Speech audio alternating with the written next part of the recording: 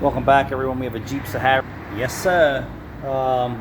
This was done someplace else and not here. And I want you to see the size difference of the converter, aftermarket and then our aftermarket supplier. Definitely something that I noticed right away, and you should too, is the size of the catalyst. You can see how little this one is, and you see how large this one is. This one actually just does a better job, and I think this one mirrors more OEM than that one right there for sure. Where the other shop went wrong, I'm going to zoom in. You see that gasket there? Those gaskets don't hold up too well at the manifold. The original gasket that they used was a multi-layer shim gasket. These hold up the best. And this is what came in our box with our converter.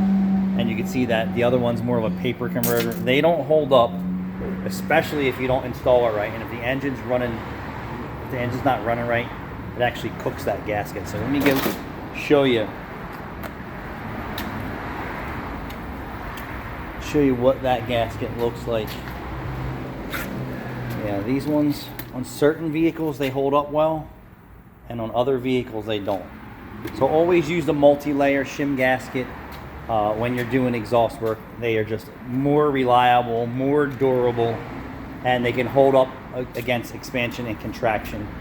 And like I said, if I don't have a metal shim gasket and I know it's a vehicle that should technically have one, you're better off using an OEM type gasket.